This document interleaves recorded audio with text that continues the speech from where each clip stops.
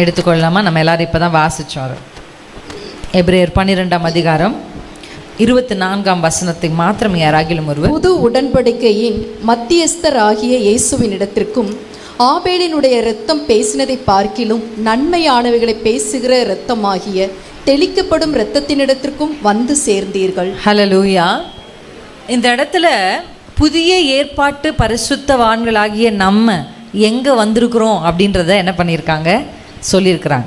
So இந்த இடத்துல வாசிக்கும் பொழுது நம்ம எடுத்துக்கொள்ளப்பட வேண்டிய ஒரு முக்கியமான வார்த்தை, இது ஒரு திருவிருந்து ஆராதனையாக இருக்கிறபடினால எப்பொழுதுமே ஒரு ஆசீர்வாதத்துக்காகவோ இல்லை ஒரு புதிய காரியத்துக்காக நீங்கள் ஜெபிக்கிறீங்க, ஏதோ ஒரு புதுசாக என் வாழ்க்கையில் நடக்கணும் அப்படின்னு நீங்கள் எக்ஸ்பெக்ட் பண்ணுறீங்க அப்படின்னா, கர்த்தருடைய வேதம் நமக்கு கற்றுக் கொடுக்குற ஒரு பாடம் என்னென்னா, இதோ புதிய காரியத்தை செய்கிறேன். இந்த வசனம் நமக்கு தெரியும். இந்த வசனத்துக்கு முந்தைய வசனம் தெரியுமா? Very good. முந்தினவைகளை நினைக்க வேண்டாம், அதுக்கப்புறம் தான் இதோ. இதோனா என்ன அர்த்தம்? இப்போவே உடனே இதோ இங்கே பக்கத்தில் இருக்கிறதா நம்ம என்ன சொல்லுவோம்? ஒன்று பக்கத்தில் இருந்தால் தான் என்ன சொல்லுவோம்? இதோன்னு சொல்லுவோம். தூரத்தில் இருந்தால் என்னென்னு சொல்லுவோம்? அதோன்னு சொல்லுவோம். அப்போ இதோ புதிய காரியத்தை கர்த்தர் செய்யணும் அப்படின்னா நம்ம கிட்டேருந்து ஆண்டவர் ஒரு காரியத்தை எதிர்பார்க்குறாரு. என்ன? முந்தினவைகளை நினைக்க வேண்டாம், பூர்வமானவைகளை சிந்திக்க வேண்டாம், இதோ நான் புதிய காரியத்தை செய்கிறேன். அல்லேலூயா. யோசுவா ஜனங்களை பார்த்து சொல்கிறார், இன்றைக்கு நீங்கள் உங்களை நாளைக்கு. அப்போ வேதம் நமக்கு காட்டுகிற ஒரு வழி என்ன அப்படின்னா, ஆசீர்வாதங்களும் நன்மைகளும் புதிய காரியங்களும் மேன்மைகளும் நமக்கு வாக்குத்தத்தம் பண்ணப்பட்டு இருக்கிறது. ஆனால் ஒரு வாக்குத்தத்தத்தை பெற்றுக்கொள்வதற்கு வேதம் நமக்கு ஒரு வழியை காண்பிக்கிறது. அந்த வழிமுறைகளை கடைபிடிக்காத பட்சத்தில் நிறைய நேரத்தில் பார்த்தீங்களா, கிறிஸ்தவர்களை விட கிறிஸ்தவர்கள் அல்லாதவர்கள், தேவனை அறிந்தவர்களை விட தேவனை அறியாதவர்களுக்கு ஆசீர்வாதங்கள் இருக்குது. எத்தனை பேர் பார்த்துருக்கிறீங்க? ப்ராக்டிக்கல் லைஃப்பில் உங்கள் பக்கத்து வீட்டில், உங்கள் எதிர்த்து வீட்டில் பார்க்கும்போது கண்டிப்பாக அவங்க நம்மளோட என்ன பண்ணுறாங்க? அதில் ஒரு சில பேர் அநியாயமாக காரியங்களை செய்கிறாங்க. ஆனால் ஒரு சில பேரை பாருங்கள், வேத புத்தகம் சொல்லுகிறது, உண்மையுள்ளவன் பரிபூர்ண ஆசீர்வாதங்களை பெறுவான். இது கர்த்தருடைய வேதம். உண்மையாக இருக்கணும்னு கர்த்தர் நமக்கு என்ன பண்ணுறாரு? கற்றுக் கொடுக்குறார். இப்போ இயேசுவே ஒரு மனுஷனுக்கு தெரியாது. ஒரு மனுஷன் பேர் ஏன்னு வச்சுக்கலாம். அந்த ஏன்ற மனுஷனுக்கு இயேசுவை தெரியாது, வேதத்தை தெரியாது. ஆனால் அந்த மனுஷன் உண்மை உள்ளவனாக இருக்கிறான். அப்படி அந்த உண்மையுள்ளவன் பரிபூர்ண ஆசீர்வாதங்களை பெறுவான் என்ற கற்பனைக்கு இயேசுவையும் அறியாமல் வேதத்தையும் அறியாமல் ஒருவன் கீழ்ப்படியும் பொழுது அந்த ஆசீர்வாதம் அவனுக்கு வருது. அல்லேலூயா. அப்படின்னா இந்த வேதம் நமக்கு காட்டுகிற ஒரு வழி என்ன? இந்த கற்பனைகளுக்கும் கட்டளைகளுக்கும் கீழ்ப்படிந்தால் நாம் ஆசீர்வாதத்தை தேடி போகவே இல்லை, தேவையில்லை. கர்த்தருடைய ஆசீர்வாதம் நம்மை தேடி வரும். அல்லேலூயா. ஆமேன். நீங்கள் நமக்கு முன்பாக போய்கொண்டிருக்கிற நல்ல மேய்ப்பனை பின்தொடர்ந்து போனீங்கன்னா, அதனை கர்த்தருடைய வேதம் சொல்கிறது. சங்கீதம் 23 கர்த்தர் என் மேய்ப்பராக இருக்கிறார். இந்த மேய்ப்பனை நீங்க பின்தொடர்ந்து போனீங்கன்னா அந்த அதிகாரத்துடைய கடைசி வசனம் என்ன சொல்லுது? ஜீவனுள்ள நாளெல்லாம் நன்மையும் கிருபையும் என்னை தொடரும். யாரை தொடரும்? மேய்ப்பனை தொடருகிறவரை. மெய்ப்பனை ஃபாலோ பண்ணுறவங்கள நன்மையும் கிருபையும் ஆட்டோமேட்டிக்காக தொடரும். இது என்னுடைய வாழ்க்கையின் அனுபவமாக, எங்கள் குடும்பத்தின் அனுபவமாக நாங்கள் சொல்கிறோம். நன்மைகளுக்காக, மேன்மைகளுக்காக, உயர்வுகளுக்காக, பணங்களுக்காக, இதுக்காகலாம் நாங்கள் என்ன பண்ணதே இல்லை, ஜெபிச்சதே இல்லை. ஒன்றுக்காக ஜெபிப்போம். ஆண்டவரே, உந்தன் சித்தம் என்னில் இருக்கும், வழுவாமல் அதில் நடப்பேன், உம்மை என்றும் பற்றி கொள்ளுவே, என் வாழ்வில் எல்லாம் நீர்தானே. அவர் சித்தத்தை செய்கிறவர்களுக்கு கர்த்தர் என்ன செய்வார்? உங்கள் மனதில் இன்றைக்கு காலையில் தேவன் பதிக்க விரும்புகிற ஒரு வார்த்தை என்ன தெரியுமா? நீங்கள் கர்த்தருடைய கற்பனைகளுக்கும் கர்த்தருடைய கட்டளைகளுக்கும் கீழ்ப்படிந்தால் நன்மையும் கிருபையும் தானாய் உங்களுக்கு பின்பாக வரும். நீங்கள் அதை தேடி அலைந்து ஓடி அவசியமே இல்லை. அல்லேலூயா. ஆமென். முழுவதும் பெரிய பிரயாசத்தை பேதுரு பட்டாலும் கர்த்தருடைய வார்த்தையின்படி சுலபமாய். அல்லேலூயா. நம்ம காலேபும் யோசுவாவும் ஒரு வார்த்தையை சொல்றாங்க, எளிதாய் சுதந்தரிக்கலாம். எளிதாய் சுதந்தரிக்கலாம். எப்படி எளிதாய்? தேவனுடைய கற்பனைகளுக்கு கீழ்ப்படுகிறவர்களுக்கு எல்லாமே எளிதாய் கிடைக்கும். அல்லேலூயா. கர்த்தருடைய கற்பனைகளை கீழ்ப்படிந்து அவருடைய வார்த்தையின்படி நடக்கிறவர்களுக்கு நன்மையும் கிருபையும் பின்தொடரும். இன்னைக்கு ஒரு முடிவு எடுங்க, நல்ல மேய்ப்பனாகிய உம்மை பின்பற்றி நான் நடப்பேன்ப்பா. நீங்க எந்த வழி காண்பிக்கிறீங்க அந்த வழியில் நடப்பேன். அந்த வழி மேடா இருந்தாலும் ஏறுகிறதற்கு சிரமமா இருந்தாலும் நான் உங்களுக்கு பின்தொடர்வேன். அந்த வழி ஒரு பாறை போல ஒரு இறங்குறதா இருந்தாலும் அது எனக்கு ஒரு பயத்தையும் நடுக்கத்தையும் உண்டு பண்ணாலும் நான் உங்களுக்கு பின்தொடர்வேன். அல்லேலூயா. அவர் மலைகளின் தேவன், அவர் பள்ளத்தாக்கின் தேவனும் கூட. அவர் மலைகளில் ஏறும்போது கடினமாக இருக்கும், ஆனால் ஏறுங்க, கர்த்தர் உங்களுக்கு அங்கே நன்மையை வச்சிருப்பார். பள்ளத்தாக்குகளை இறங்கும் போது பயமாக இருக்கும், ஆனால் இறங்குங்க, கர்த்தருக்கு பின்பாக நீங்கள் நடந்தால் அந்த பள்ளத்தாக்கையே நீரூற்றாய் மாற்றுகிற கர்த்தருடைய வல்லமை. ஹல்லேலூயா. ஆமென், ஆமென். உயரங்களில் பார்க்க முடியாதவைகளை அனுபவிக்க முடியாதவைகள், உயரங்களும் மலைகளும் கற்றுத்தர முடியாத பாடங்களை பள்ளத்தாக்குகள் கற்றுத்தரும். ஏன் கர்த்தர் நம்மளை பள்ளத்தாக்கில் நடத்துறாரு? தேவனை அறியாதவர்கள் மலை மேலே இருக்கிறார்களே, நாங்கள் ஏன் பள்ளத்தாக்கில் நடக்கணும்? ஏன் எங்களுடைய வாழ்க்கையில் மட்டும் ஏற்றத்தாழ்வுகள் இருக்கு? ஏன்னா மலைகளில் சிலர் கற்றுக்கொள்ள முடியாதவைகளை பள்ளத்தாக்குகள் கற்றுத்தரும். அல்லேலூயா. பள்ளத்தாக்கு உங்களை உருவாக்கும், பள்ளத்தாக்கு உங்களை புடமிடும். அல்லேலூயா. அதனால எப்பவுமே கர்த்தருடைய ஒரு பள்ளத்தாக்கின் அனுபவத்தில் நீங்கள் போயிட்டு இருந்தால் கர்த்தருக்கு எப்பவுமே கை உயர்த்தி நன்றி சொல்லுங்க. அப்பா, இந்த பள்ளத்தாக்கில் ஏதோ ஒன்றை எனக்கு கற்றுக் கொடுக்க நீர் கொண்டு வந்திருக்கிறேன். கிறிஸ்தவர்கள், பரிசுத்தவான்கள், தேவனை அறிந்தவர்கள், இயேசுவை நேசிக்கிறவருடைய வாழ்க்கையில் எதுவுமே தற்செயலாக நடப்பது இல்லை. அல்லேலூயா. எது நடந்தாலும் அது என்னவா நடக்கும் சொல்லுங்க? நன்மைக்கு ஏதுவாதான் நடக்கும். அல்லேலூயா. உங்களை சிறைச்சாலைக்குள்ளே போட்டாலும் கை உயர்த்தி கர்த்தருக்கு நன்றி சொல்லணும். ஏன்னா இந்த சிறைக்கு நீ வரலனா இந்த சிறையில் இருக்கிற, இதற்கு தலைமையாக இருக்கிற ஒருவருடைய குடும்பத்தை ரட்சிப்புக்குள் நடத்தவே முடியாது. அல்லேலூயா, அல்லேலூயா. ஒவ்வொரு முறையும் உங்களுடைய வாழ்க்கையில் பாதகமாய் ஒரு காரியம் நடக்கும் பொழுது நீங்கள் கர்த்தருக்கு நன்றி சொல்ல ஆரம்பிச்சிட்டிங்கன்னு வச்சுக்கோங்களேன், பரலோகம் சந்தோஷப்படும், கர்த்தருடைய ஆசீர்வாதம் உங்கள் உச்சந்தலையின் மேலே இறங்கும். இதுதான் ஸ்ட்ராட்டஜி. அல்லேலூயா, ஆமென். என்னுடைய வாழ்க்கையை நான் திரும்பி பார்க்கும் பொழுது எனக்கு எந்த பேக்ரவுண்டும் இல்லை. என் குடும்பத்தில் ஆவிக்குரியவர்கள் என்று இல்லை. ஆவிக்குரியவர்கள் இருக்குது என்னோட ஒரே ஒரு மாமா குடும்பம் தான். எப்பயாவது தான் அவங்களுடைய வீட்டுக்கு நாங்கள் போவோம். ஒரு ஆவிக்குரிய அனுபவம் இல்லாத ஒரு குடும்பம், ஆனால் தேவனை நேசிக்கிற, கர்த்தருக்கு பயப்படுகிற ஒரு குடும்பம். அது தேவனுடைய கிருபை. அல்லேலூயா. எந்த ஒரு பேக்ரவுண்டும் இல்லை. பைபிள் காலேஜில் நான் படிக்கலை. கர்த்தருடைய அந்த ஃபேவர் எனக்கு கிடைக்கல. ஒருவேளை எதிர்காலத்தில் அது கிடைக்குமான்னு எனக்கு தெரியல, ஆனால் நான் ஆசைப்படுகிறேன். ஆனால் தேவனுடைய கிருபை இன்றைக்கு எல்லா இடங்களுக்கும், பாஸ்டர் சொன்ன மாதிரி நிறைய இடங்களுக்கு, இப்போ கூட நாங்கள் சென்னை பட்டணத்தில் 4-5 ஊழியங்கள் நிறைவேற்றி வந்துட்டுருக்கோம். அல்லேலூயா. இப்போ வீட்டுக்கு போய் அடுத்து நாங்கள் நாகர்கோவில் போக போகிறோம். ஸோ இப்படிப்பட்ட பிரயாணங்களில் கர்த்தர் எங்களை குடும்பமாய் பயன்படுத்துகிறதற்கான ஒரு ஒரு கிருபை. நான் என்ன நினைக்கிறேன் அப்படின்னு சொன்னால், பள்ளத்தாக்கிலும் கர்த்தருக்கு நன்றி சொல்ல கர்த்தர் எங்களுக்கு கற்றுக் கொடுத்தார். அல்லேலூயா. 2வது, பள்ளத்தாக்கிலும் கர்த்தருக்கு உண்மையாக இருக்க கர்த்தர் கற்றுக் கொடுத்தார். அல்லேலூயா. கர்த்தர் சோதித்து பார்த்த, ஒரு டெஸ்ட் வைக்காமல் ஒருத்தரை கர்த்தர் உயர்த்தவே மாட்டார். நீங்கள் இன்னைக்கு யாராகிலும் ஒருவர் உயர்ந்திருக்கிறாங்கன்னு நீங்கள் பார்த்தீங்கன்னா, ஒன்று அவங்க அந்த டெஸ்ட் வழியாக கடந்து போய் அதில் பாஸ் ஆகிருப்பாங்க. அப்படி இல்லைன்னா அவங்க அப்பாவோ அவங்க முற்பிதாக்களோ அந்த டெஸ்ட் வழியாக கடந்து போய் பாஸ் ஆனதுனால, ஆண்டரோடு அவங்க பண்ண உடன்படிக்கையினால அவங்க உயர்ந்திருப்பாங்க. அல்லேலூயா. எந்த ஒரு உயர்வும் கர்த்தருடைய ராஜ்யத்தில் டெஸ்ட் இல்லாமல் வரவே வராது. சாதாரண எல்கேஜிலேருந்து யூகேஜி போகிறதுக்கே ஒரு டெஸ்ட் வைக்கிறாங்க. அப்போனா உங்கள் வாழ்க்கையில் ஒரு ப்ரமோஷன் கொடுக்கணும், உங்கள் வாழ்க்கையில் ஒரு நன்மை வரணும், என் வாழ்க்கையில் ஒரு மேன்மை வரணும் அப்படின்னு நீங்கள் ஜெபிச்சிங்கன்னா, கர்த்தர் முதலாவது மேன்மை அனுப்ப மாட்டார், டெஸ்ட் தான் அனுப்புவார். அல்லேலூயா. ப்ரமோஷன் அனுப்ப மாட்டார், டெஸ்ட் தான் அனுப்புவார். அதில் நீங்கள் உண்மையாக இருக்கீங்களான்னு பார்ப்பார். அதில் மட்டும் நீங்கள் உண்மையாக இருந்துட்டீங்கன்னா ப்ரமோஷன் நிச்சயம்.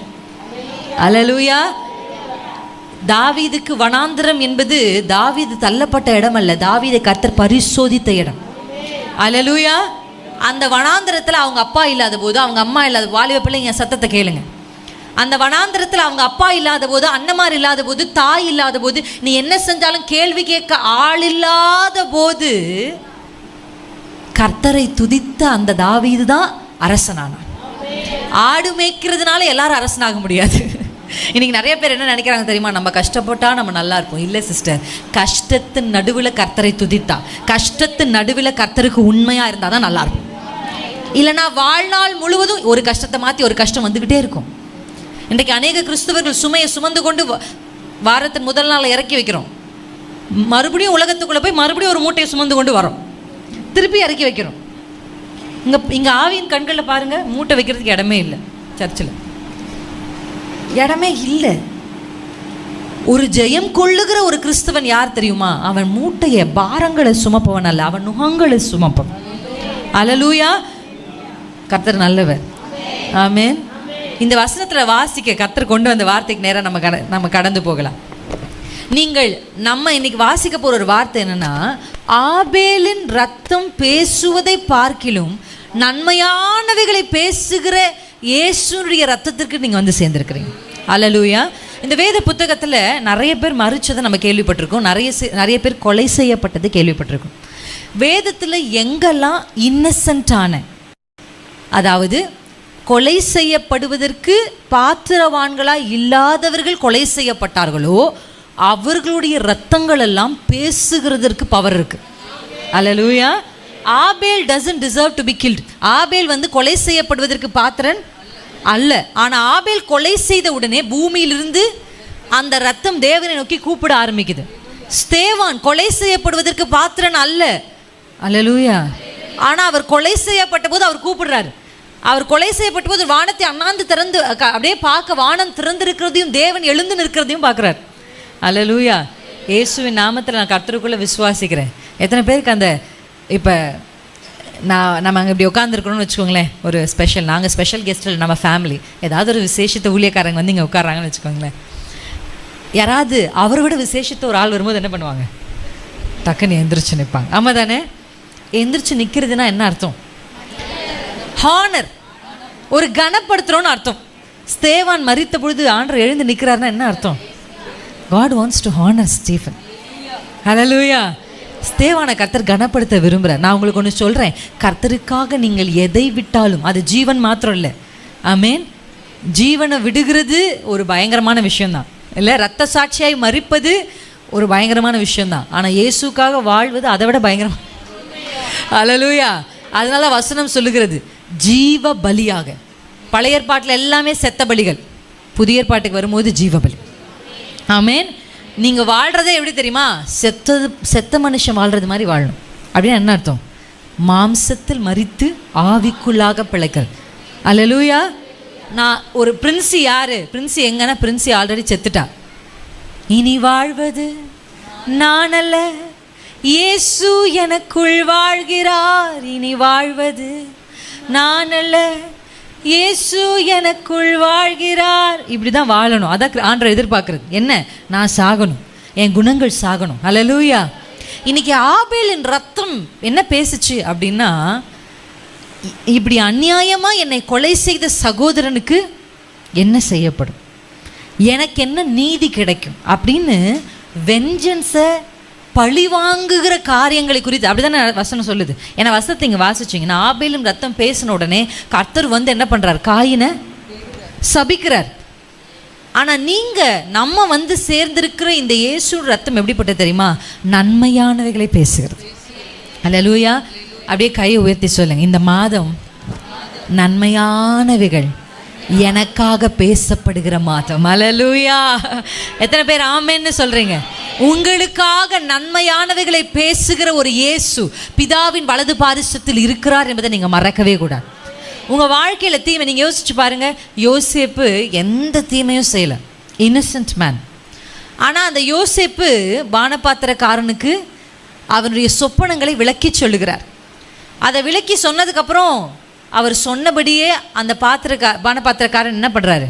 உயர்த்தப்படுறார். ஆமாம் தானே? ஆமாம். உயர்த்தப்பட்டதுக்கு அப்புறமா அவன் மறந்து போயிட்டான். யாரை மறந்து போயிட்டான்? மறந்து போயிட்டான். ஆனால் திடீர்னு ஒரு நாள் கர்த்தர் நினைப்பூட்டுகிறார், இல்லை? ஒரு சொப்பனத்தை வர வச்சு ராஜா அதை இவனுக்கு முன்னாடி கரெக்டாக சொல்ல. வேதத்தில் நீங்கள் பார்த்தீங்கன்னா எல்லா சம்பவங்களுமே எதுவுமே சும்மா அவங்க வர்றது, ஒருத்தர் பேசுறது, அப்படிலாம் நீங்கள் கதை போல் இதை படிச்சிருக்கீங்களான்னு எனக்கு தெரில. வேதத்தை நேசித்து வாசிச்சிங்கன்னா அப்படியே you will go into that, அதுக்குள்ளே போயிடுவீங்க நீங்கள். நான் வேதத்தை வாசிக்கும் போது இன்னும் எனக்கு ஞாபகம் இருக்குது. நான் ஹாஸ்டலில் அந்த பைபிளை திறந்து வாசிச்சுட்டு இருந்தேன். அப்போ வந்து சவுலும் யோனத்தானும் என்ன பண்ணுறாங்க? கொலை செய்யப்பட்டுட்டாங்க. ஒரே அழுக நான், ஏன் ஆண்டவரே யோனத்தான் ஏன்பா சாகணும்? யோனத்தான் ரொம்ப, ஏன்னா நான் அதை தொடர்ச்சியாக படிச்சுட்டே வந்துட்டுருக்கேன். எனக்கு அழுக வந்துருச்சு யோனத்தான் மரிச்சது. எனக்கே அழுக வந்துச்சுன்னா தாவீது அவ்வளோ அழுதுருக்கிறார். ஏன்னா யோனத்தான் he doesn't deserve to die, இல்லை? ஒரே ஒரு காரியம்தான் யோனத்தான் செய்தது. தவறு என்று ஒன்றை தெரிந்து அந்த தவறோடு கூட நின்றது மட்டும்தான். ஆமென். நீங்கள் தவறு செய்யலைனா கூட பரவாயில்ல, தவறு செய்கிறவர்களோடு நிற்கிறதே நமக்கு என்ன பண்ணும்? யோசிச்சு பாருங்க. ஒரு சிம்பிள் எக்ஸாம்பிள், இந்த தவறான போதை பழக்கங்களை சாப்பிடுற ஒரு மனுஷன் இருக்கிறான்னு வச்சுக்கோங்களேன். நீங்கள் அந்த பழக்கத்தில் இல்லை, ஆனால் அந்த மனுஷன் கூட நீங்கள் உட்காந்துட்டு இருந்தீங்கன்னா போலீஸ் வரும் பொழுது போலீஸில் நீ ரொம்ப நல்ல பையன்ப்பா நீ இருன்னு விட்டுருவாங்களா? கொத்தா தான் தூக்குவாங்க. அதனால தான் சங்கீதம் 1 ரொம்ப அழகாக சொல்கிறார். என்ன சொல்கிறாரு? நடக்க மாட்டேன், நிற்க மாட்டேன், உட்காரக்கூடாது. அப்போனா நம்ம யார் கூட நடக்கிறோன்றது ரொம்ப முக்கியம், யார் கூட நிற்கிறோன்றது ரொம்ப முக்கியம், யார் கூட உட்காரோன்றது ரொம்ப முக்கியம். யோனத்தானுடைய வீழ்ச்சிக்கு காரணம், யோனத்தான் எந்த தவறும் செய்யலை. சவுல் தேவனுக்கு விரோதமாக இருக்கிறான்னு தெரிந்த உடனே தாவீதோட வந்திருக்கணும் கிளம்பி பொட்டியை தூக்கிட்டு. அல்லேலூயா, ஆமென். இன்றைக்கும் கர்த்தர் நம்ம சுற்றி, நீங்கள் வேலை செய்கிற இடத்துல ஆண்கள் ஆனாலும் பெண்கள் ஆனாலும் உங்கள் பக்கத்து வீட்டில் தீமையை விட்டு விலகுங்கள். பிசாசு கூட ஃபைட் பண்ணலாம், பாவத்து கூட ஃபைட் பண்ணக்கூடாது. அல்லேலூயா. பிசாசு கூட தான் ஃபைட் பண்ணும், பாவத்தை விட்டு விலகி ஓடணும். யோசேப்பை போல பாவத்து கூட நீங்கள் ஃபைட் பண்ண முடியவே முடியாது. தட் ஹாஸ் ஓவர் பவர், அதுக்கு பயங்கரமான பவர் இருக்குது. அப்போ நீங்கள் என்ன பண்ணணும்? பாவமான இடங்கள்லேருந்து உங்களை விட்டு விலகணும், பாவமான மனிதர்கள் இருந்து என்ன பண்ணணும்? விலகணும். நீங்கள் அவர்கள் நடுவிலிருந்து பிரிந்து வந்து, அல்லேலூயா, நன்மையானவைகளை பேசுகிற அந்த இயேசுவின் ரத்தம் இந்த மாதம் உங்களுக்கான நன்மைகளை பேச போகிறது. யோசேப்புக்காக யோசேப்பினுடைய நன்மைகளையும் திறமைகளையும் சொல்லுகிறதற்கு அங்கே ஒரு பானபாத்திரக்காரன், அல்லேலூயா, அவன் ராஜாவிடத்துல பேசின உடனே சிறைச்சாலையில் இருந்த யோசேப்பு இங்கே ராஜாவுக்கு முன்னாடி நிற்கிறான். சிறைச்சாலையின் வஸ்திரங்களை போட்டு இருந்த யோசேப்பு இன்றைக்கு ராஜாவுக்கு முன்பாக நிற்கிறதற்கு தகுதியுள்ள வஸ்திரங்களை போர்த்தினவராக நிற்கிறான். அல்லேலூயா. உங்களுக்காக நன்மையானவைகள் பேசப்பட்ட போது உங்களை கர்த்தர் தூக்கி நிறுத்துவார். அல்லேலூயா. நீங்கள் எந்த ஆழத்தில் இருந்தாலும் உங்களை தூக்கி நிறுத்துகிற ஒரு தேவன் இருக்கிறார். அல்லேலூயா. எப்படிப்பட்ட புலம்பலின் வஸ்திரத்தை நீங்கள் தரித்து கொண்டு, அப்படிதான் யோசேப்பு இருந்தார். சொல்கிறார் அவங்ககிட்ட, நான் எந்த தப்பும் செய்யலை, இந்த சிறையில் இருக்கிறதுக்கும் இந்த தண்டனையை அனுபவிக்கிறதுக்கும் எத்தனை பேர் சொல்கிறீங்க, நான் எந்த தப்பும் செய்யலை, ஆனால் என் வாழ்க்கையில் இப்போ நான் தீமை அனுபவிக்கிறேன், எந்த தவறும் செய்யாமல் நான் இப்படிப்பட்ட துன்புறுத்தலை அனுபவிக்கிறேன், நான் நேசிக்கிறேன் ஆனால் அவங்க என்ன நேசிக்கலை, நான் நன்மை செய்தும் எனக்கு தீமை தான் கிடைக்கிது. அப்படி ஒருவேளை புலம்பிக் கொண்டு இருக்கிறீங்களா? வருஷம் வரப்போதே, வருஷம் முடிய போதே, என் வாழ்க்கையில் எந்த நன்மையும் கிடைக்கல அப்படின்னு நீங்கள் சோர்ந்து போயிருந்தா, இயேசு உங்களுக்காக நன்மையானவைகளை பேசுகிறார் என்பதை நீங்கள் மறக்க வேண்டாம். அல்லேலூயா. குறித்த காலத்தில் கர்த்தர் உங்களை கொண்டு வந்து ராஜாவுக்கு முன்பாக நிற்க வைப்பார். அல்லேலூயா.